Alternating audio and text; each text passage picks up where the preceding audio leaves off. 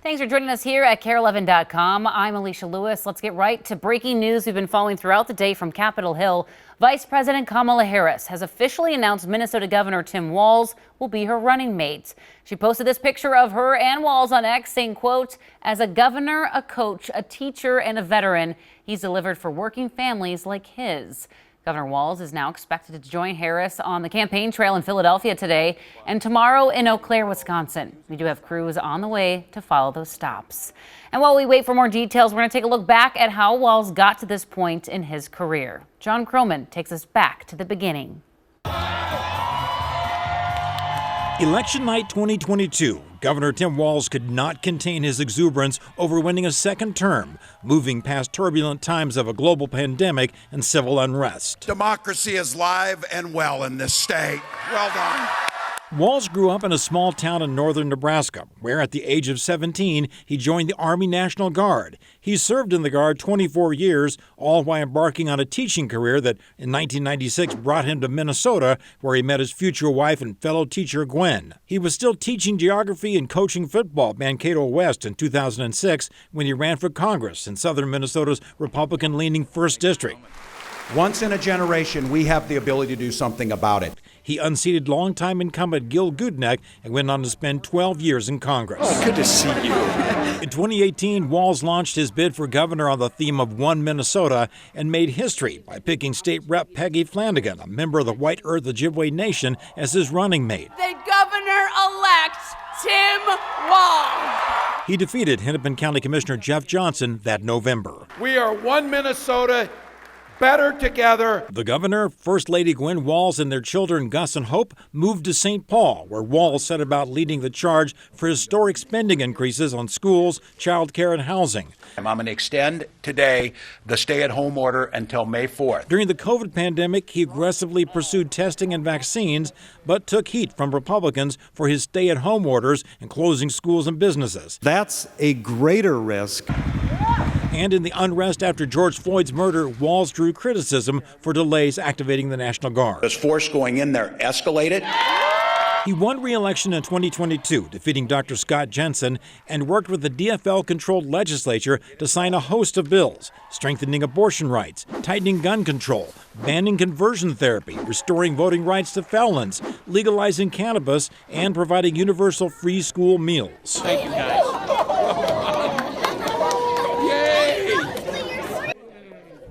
Trump's campaign responded to Harris's pick in a statement saying in part, quote, "From proposing his own carbon-free agenda to suggesting stricter emission standards for gas-powered cars and embracing policies to allow convicted felons to vote, Walz is obsessed with spreading California's dangerously liberal agenda far and wide," end quote. All right, other news headlines this morning. An investigation is underway today following a deadly overnight fire in Farmington. Right now, we know one person was killed. Michelle Beck has the latest from the scene. Just behind this yellow fire tape, you can see the center of the damage here on the basement. That's according to the fire chief here. And when we pan up, you can see the damage has really circulated across the side of this home. You can see the signs of the damage in the windows and on the siding and on the wall right here. If you take a look at this overnight video, all this happening on the 5300 block of Upper 182nd Street West. According to the fire chief, the victim was found in the basement. And when crews arrived, they saw that fire. That's when they started hitting the home with water and began searching the home. Besides that one victim, no others were believed to be inside the home during that fire. And back here on scene, we have seen pictures of multiple family members really emotional, really shocked over the course of this investigation as they are really processing what happened here. According to a next door neighbor I spoke with, he tells me that when one of the surviving family members heard about what happened, he dropped to the floor, fell on his knees, obviously in shock about the loss that happened here. In Farmington, Michelle Beck, KARE 11 News.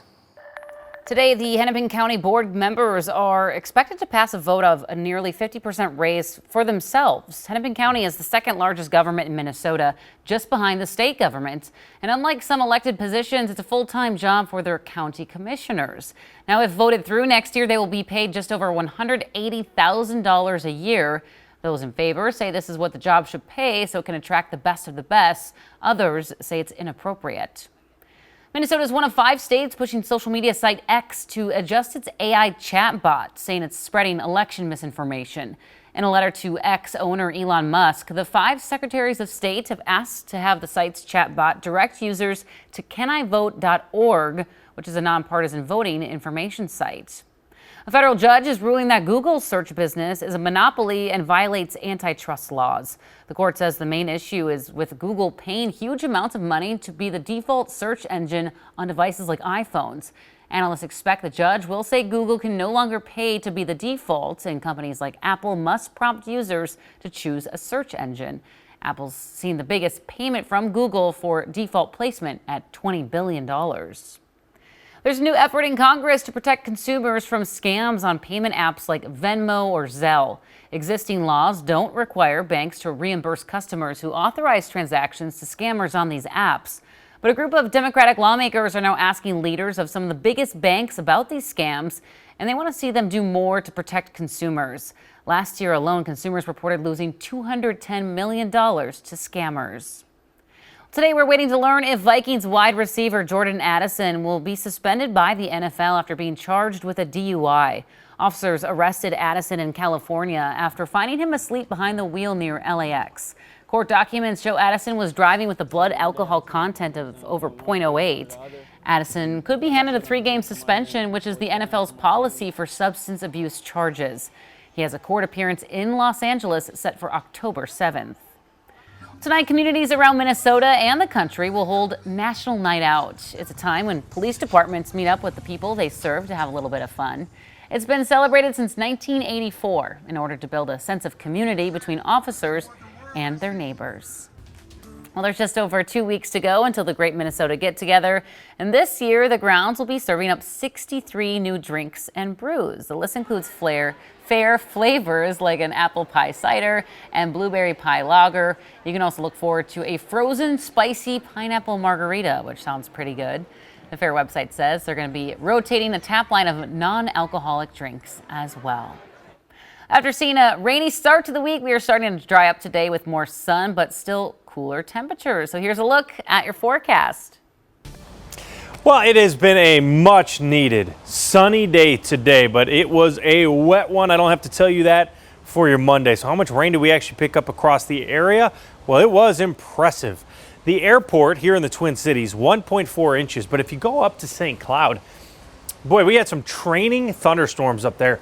This is where we actually had 3 inches of rain, some places almost up to 4. And you can actually see the highest amounts there, Cold Spring areas just along the southern side of 94. 3.5 inches in Alexandria. And like I said, the metro 1.4, but we were seeing totals a little bit higher. And I could show you a zoomed in shot here of the estimates. And we did see areas over 3. I actually had a viewer send me a picture of their gauge at 3.1 near Corcoran. But again, 2 inches or so around Albertville, Osseo, Champlin. Again, 1.5 to 2 inches up towards Blaine. A little bit less. You see some of these estimates here in Bloomington, Eden Prairie. They do confirm that as well. About 1/2 inch to 1 inch down there. A little bit less on the south side, but all in all, very wet day. Most places around 1.5 inches of rain. What about the severe weather? Well, we had quite a bit of severe weather. So the areas with the rain did not see storms. And the reason for that, temperatures held in the 60s. So upper 60s did not allow us to have severe weather. Where we had less rain, we could warm up, and it was unstable there. And that is where we had tornadoes. Looks like the preliminary reports of this could come in at 10, but again, you have to realize that some of the tornadoes might not get confirmed. There might be the one tornado getting confirmed 3 or 4 times. So the National Weather Service is going to go out here and do damage estimates on all of this and determine how many tornadoes there were. Like I said, preliminary, there's about 10, but we'll see. Again, you can see Janesville had a few, St. James, there was even a funnel cloud reported in Mankato. Most of this staying towards I-90. Today is a much needed quiet day. Sunshine across the board. 60 is still this morning, turning into middle 70s by the afternoon. A great day. Northeast winds pretty light here. Out of the northeast at 6 miles per hour. So we're going to be in the 70s, 77 degrees. Average high is in the low 80s today. Nobody is getting rain today, at least. So as we go into Tuesday afternoon, we'll see nothing. Tuesday night, tonight, Not much. Okay, here comes a cold front. Now, most of the rain is going to stay off to the northwest tomorrow, so your Wednesday is a go with increasing clouds in the afternoon. Now, there is going to be a few passing showers, but again, this is Thursday at 1 a.m. Most of the rain stays on that north shore with this one and will dry out quickly into Thursday afternoon. And you can see that here, sunshine for your Thursday. So this is coming in between Wednesday, Thursday. I don't think it's going to impact your days or week much at all. It will, however, cool us down on Friday. Friday highs only at 72 degrees, so enjoy the cooler weather. Well, that's all from us here at KARE11.com. Have a great day.